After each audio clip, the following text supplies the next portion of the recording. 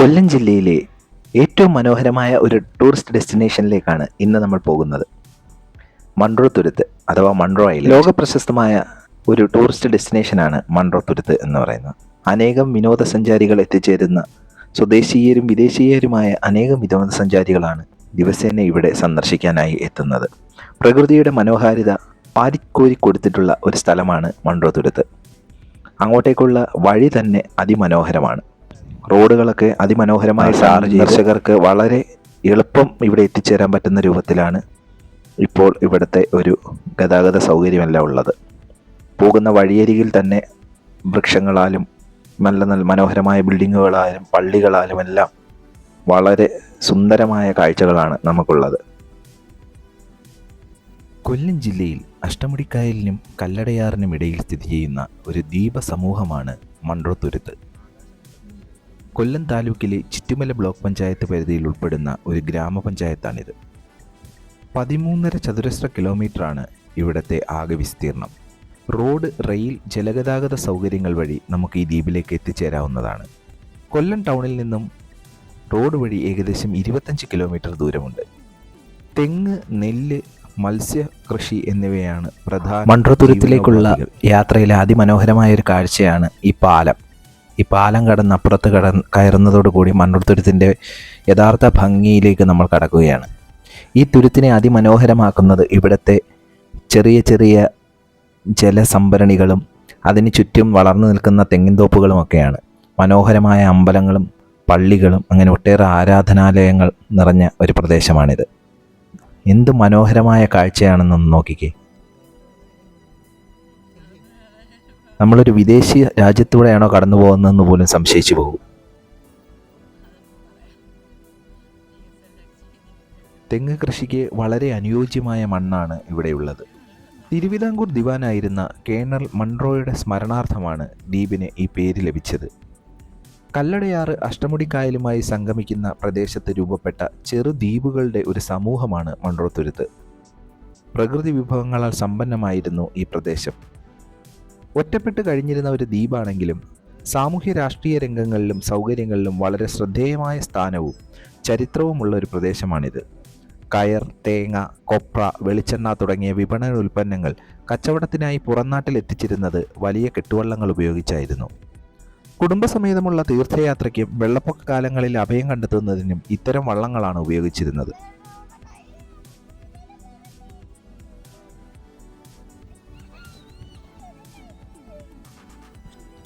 ഞങ്ങൾ മൺട്രോ തുരുത്തിലേക്ക് എത്തിയത് ഒരു വൈകുന്നേര സമയത്തായിരുന്നു. അതിനാൽ തന്നെ ധാരാളം സഞ്ചാരികൾ ഇവിടെ സന്ദർശകരായിട്ടുണ്ടായിരുന്നു.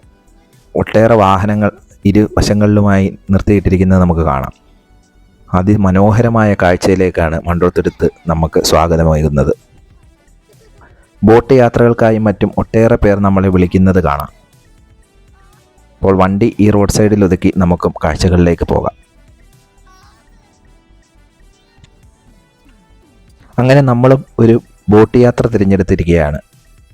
7 പേർക്കാണ് ഒരു വള്ളത്തിൽ യാത്ര ചെയ്യാനുള്ള ലൈസൻസ് ഉള്ളത്. 600 രൂപയാണ് അവർ ഈടാക്കിയത് ഒരു മണിക്കൂറിന്. പല ദൈർഘ്യത്തിലുള്ള യാത്രകൾ നമുക്ക് അവൈലബിൾ ആണ്. ഞങ്ങൾ 1 മണിക്കൂർ നേരത്തേക്കാണ് എടുത്തത്. എല്ലാവർക്കും ലൈഫ് ജാക്കറ്റൊക്കെ തരും. കായൽപ്പരപ്പിലൂടെ, കായലല്ല ശരിക്കും മൺട്രോ തുരുത്തിൻ്റെ കായലിലേക്ക് നമ്മൾ എത്തുന്നതേ ഉള്ളൂ. അങ്ങനെ ഓളങ്ങളിലൂടെയുള്ള യാത്ര അതിമനോഹരമാണ്. ഇതാണ് മൺട്രോ തുരുത്തിലെ ഏറ്റവും ആകർഷകമായ മറ്റൊരു ഘടകം. ഈ ഒരു കണ്ടൽക്കാടുകൾക്കിടയിലൂടെയുള്ള തോണിയിലെ യാത്ര. ആ ഒരു കണ്ടൽക്കാടിനിടയിലൂടെ നമ്മൾ തോണിയിൽ കടന്നു പോകുമ്പോൾ വളരെ അതിമനോഹരമായ ഒരു അനുഭവമാണ് നമുക്ക് കിട്ടുന്നത്. പല വീഡിയോകളിലും ഇതിൻ്റെ മനോഹരമായ ദൃശ്യങ്ങൾ നമ്മൾ കണ്ടിട്ടുണ്ട്. 1878 ഡച്ചുകാർ ഇവിടെ ഒരു പള്ളി സ്ഥാപിച്ചു. കേരളത്തിലെ ഏറ്റവും പുരാതനമായ പള്ളികളൊന്നായി ഈ ഡച്ച് പള്ളി അറിയപ്പെടുന്നു. ഡച്ച് കേരളീയ വാസ്തു നിർമ്മാണ ശൈലിയുടെ ഉത്തമ ഉദാഹരണമായി ഇപ്പോഴും ഈ പള്ളി അഷ്ടമുടിക്കായലിന്റെ മനോഹരമായ തീരത്ത് സ്ഥിതി ചെയ്യുന്നു. പരപ്പാർ ഡാമിന്റെ നിർമ്മാണശേഷം കല്ലടയാറിന്റെ ഒഴുക്ക് നിലയ്ക്കുകയും കായലിൽ നിന്നുള്ള ഓരുജലം കയറി നെൽകൃഷി ഏതാണ്ട് പൂർണ്ണമായി നശിക്കുകയും ചെയ്തു.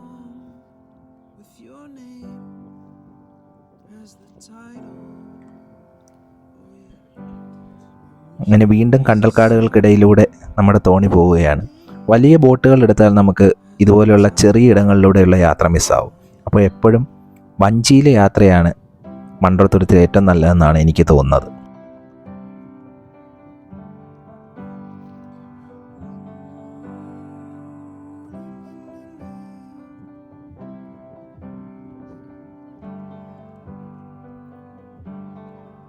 കൊല്ലം ജില്ലയിൽ തന്നെ സാമ്പ്രാണിക്കുടി എന്ന് പറയുന്ന സ്ഥലത്ത് നമുക്ക് കായലിന് നടുക്ക് ഇറങ്ങാം എന്ന് കേട്ടിട്ടുണ്ടല്ലേ? അതുപോലെയുള്ള സ്ഥലങ്ങൾ ഇവിടെയുമുണ്ട്. ചിലയിടങ്ങളിൽ ആഴം തീരെ കുറവാണ്. അവിടെ നമുക്ക് തോണി നിർത്തി ഇറങ്ങി അവിടെ നിന്ന് ഫോട്ടോയും മറ്റും എടുക്കാവുന്നതാണ്. അങ്ങനെയുള്ള കാഴ്ചകളാണ് നമ്മളിവിടെ കാണുന്നത്.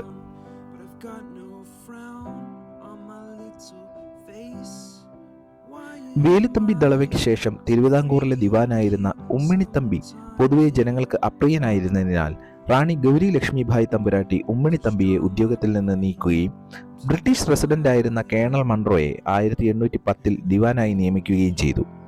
1815 വരെ തിരുവിതാംകൂർ ദിവാൻ പദവിയിലിരുന്ന ഇദ്ദേഹത്തിന്റെ ഭരണകാലത്ത് തിരുവിതാംകൂറിന് ഏറെ നേട്ടങ്ങൾ കൈവരിക്കാനായി. അടിമക്കച്ചവടം നിർത്തലാക്കിയതും സർക്കാർ ധനം കട്ടുമുടിക്കുന്നത് തടയാൻ ഓഡിറ്റ് അക്കൗണ്ട് ഏർപ്പെടുത്തിയതും ദേവസ്വങ്ങളുടെ ഭരണം സർക്കാർ ഏറ്റെടുത്തതും മൺട്രോയുടെ കാലത്താണ്. കല്ലടയാറും അഷ്ടമുടിക്കായലും സംയോജിക്കുന്ന ഡെൽറ്റ പ്രദേശം എന്ന നിലയിൽ പ്രാധാന്യം അർഹിക്കുന്ന ജൈവവൈവിധ്യ പ്രദേശമാണ് മൺട്രോ തുരുത്ത്. കടലുമായി ചേരുന്നതിനാൽ മത്സ്യസമ്പത്ത് ധാരാളമായുണ്ട്. ധാരാളം ചതുപ്പുകളും ചെറുതുരുത്തുകളുമുള്ള മൺട്രോ തുരുത്ത് കണ്ടൽ വനങ്ങളാൽ സമ്പുഷ്ടമാണ്. ഏറ്റവും അധികം കാണപ്പെടുന്ന ഇനങ്ങൾ പ്രാന്തൻ കണ്ടലും ഉപ്പട്ടിയുമാണ്. അങ്ങനെ മനോഹരമായ ഒരു ഉല്ലാസയാത്രയ്ക്ക് ഈ ഒരു ഫോട്ടോയോട് കൂടി അന്ത്യം കുറിച്ച് ഇന്നത്തേക്ക് ഞങ്ങൾ മടങ്ങുകയാണ്. അപ്പോൾ എല്ലാവരും തീർച്ചയായിട്ടും മൺട്രോ തുരുത്ത് സന്ദർശിക്കുക. നിങ്ങൾക്കും ഒരു അടിപൊളി അനുഭവമാവുന്നതിൽ സംശയമൊന്നുമില്ല.